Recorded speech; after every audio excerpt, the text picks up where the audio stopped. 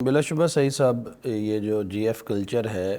اس بارے میں تو کوئی بھی ذی شعور آدمی اس کے نقصانات کا انکار نہیں کر سکتا،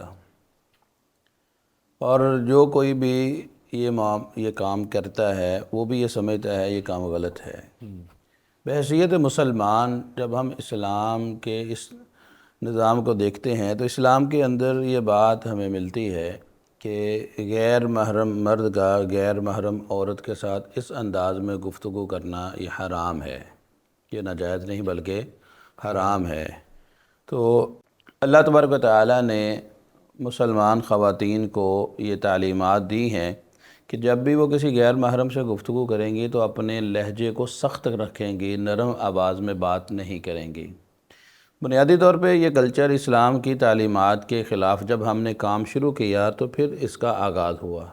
اور وہ ہے کو ایجوکیشن۔